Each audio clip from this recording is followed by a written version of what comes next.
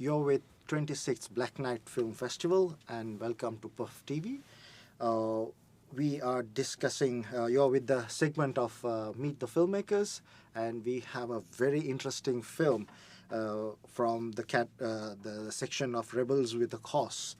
And it's a film from Colombia. The title of the film is Job Interview, and we are having a world premiere of the film at the PÖFF this year. And I would like to welcome the director, Carlos Osuna. Welcome, Carlos. Thank you for having me. Okay, so it's not your first time. You have been here with your contestant, the film, also previously, and you have seen over the years how the PÖFF is evolving. So what do you think about the festival and the Tallinn city also? It's great to be here. First time it was a nice experience, and I noticed how the festival has grown, not only, in terms of organization but also in interest.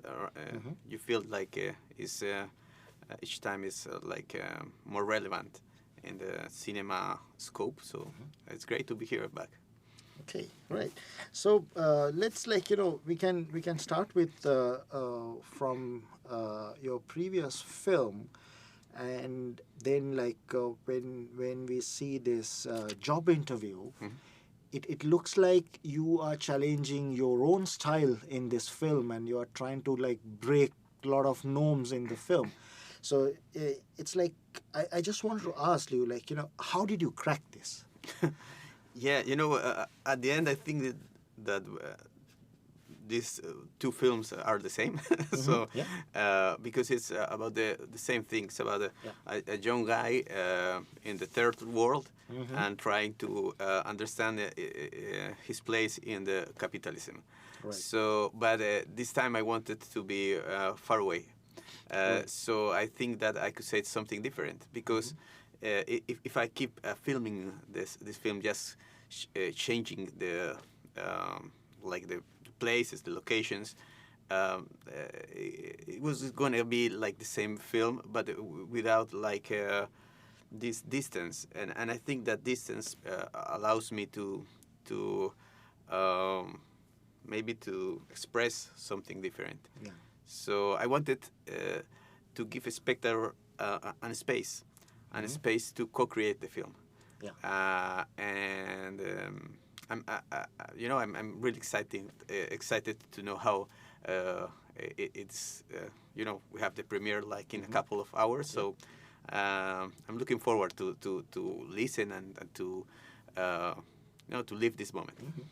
Carlos, let's talk about the structure of the film. You start the film from the moment that you start, with this language learning app. It breaks the fourth wall. They're looking into the camera and breaks the fourth wall, and you're just how did you structure this? You're juxtaposing the life in reality, and then inside this learning app. And how did you structure this when you're scripting this film? Yeah, actually, I've started thinking about this film 5 years before. I knew these guys from a neighborhood in Bogota that's called Patio Bonito, which can be translated like beautiful yard. Yeah. But it's a really rude neighborhood. And I talked to them, and they were really young at that time, and about their expectations with life, and there were all rappers and so rebels, a gang of rebels, and suddenly the time passed, and we managed to have the financing in place, and then they were not that young. Right. And they changed the way they perceive the world, and I think it was really good, because now with that time we can restructure the script, and so it became more subtle, and because I wanted that you perceived this character from afar, and suddenly that you also be conscious that you are being perceived by someone. So that's and then the film is not about hip hop, but the hip hop is like surrounding the film. Yes. And for me, it was so strange that how the references of hip hop were so what were brought from above, from abroad, and but there was this language wall, Yes. because they don't understand Yeah. what what they are rapping. Yeah. So for me, it was like so and so interesting having these two perspectives on an English culture or contraculture that's in Latin America, and how it got transformed, and then also how it's imposed. Yeah. Actually, when you think you're being rebel, you're part of the of the same thing. Yeah, because you came to a very interesting point, like, talking about this this linguistic absurdity. Yeah. Because when I was watching the film, it reminded me of this Eugene Ionesco, the French dramatist. Mm-hmm. He brings this like day-to-day conversation, and you bring it onto the screen, and you present it. It looks really absurd, Yeah. because you juxtapose this one. So like when you are writing dialogues. Because in your film, like, I read, like, you're working with actors and non-actors, and like, you just like let it happen. You just stay away, being a different perspective, and then like you let the things happen. So like, when did you feel like, you want to bring this linguistic absurdity into the film? Well, actually, it was because of these guys from Patio Bonito, Yeah. because they were trying to learn some English, and also, and I thought it's so interesting, this ridiculousness, how you try to learn a language, and then how you think it I'm talking about my country, and the expectations you have once you learn a new language, and also how you wish to get out of your country.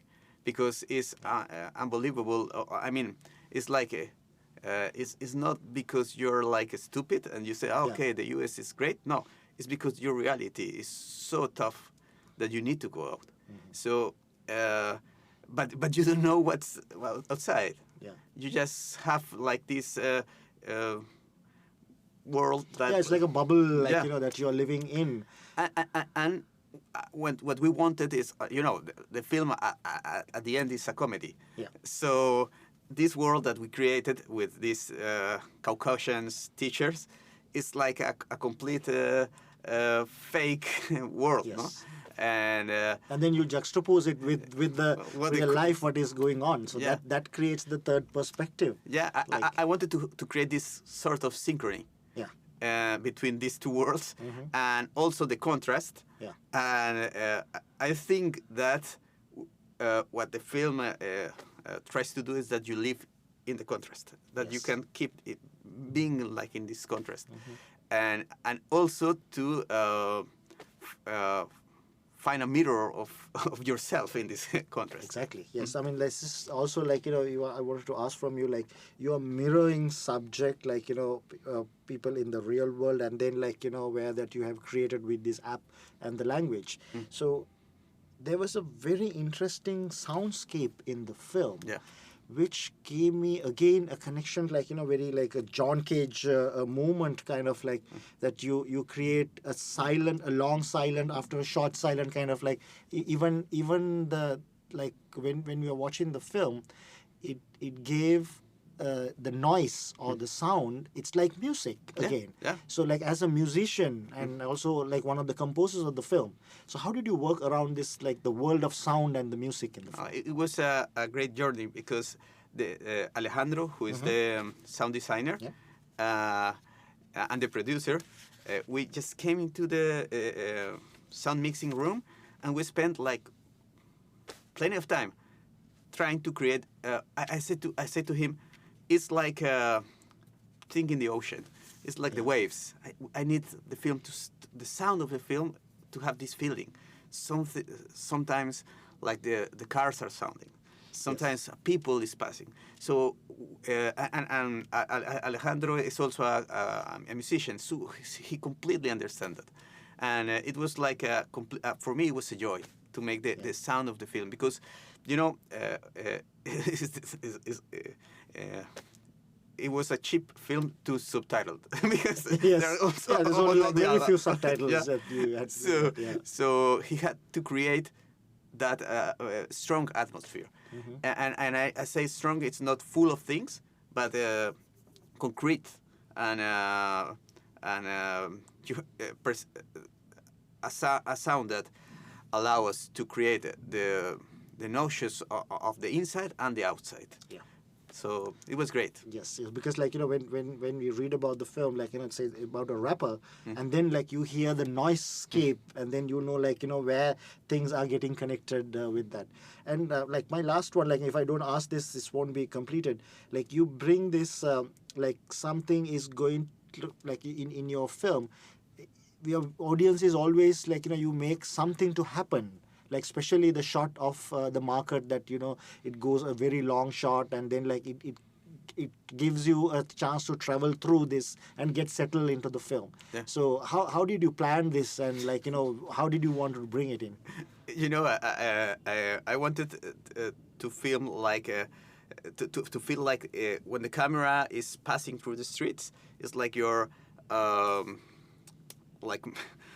I don't know the word in English. Like you're passing over the reality. You're like you're just walking through it. Yeah. Yes, yeah. So it was so difficult because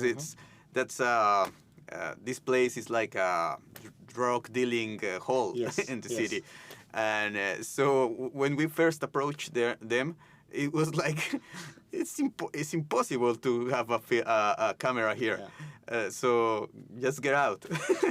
And then we explained them how the film was going to be, and they say okay. And the day that we were going to shoot the film, suddenly a lot of policemen appear, and they say okay, you can film your sequence, but we will check if any drugs are around the streets. And we say, come on, there will be nobody here if you do that check. So at the end, they just left, and we were able to make this sequence that is like a mix of fiction and documentary. Okay. Because some things that you see there, they were not planned. Yeah, because it creates a lot of organic, like, you know, process, like, you know, you feel it. And I'm sure like this shot will make this film travel a lot around the world. And well, Carlos, thank you very much for being here. And I wish you all the best for the film, for the world premiere, and a great success around the world for the festivals, and also a release of the film. Thank you very much. And ladies and gentlemen, that's a wrap. I'm Dhanushka from PÖFF TV.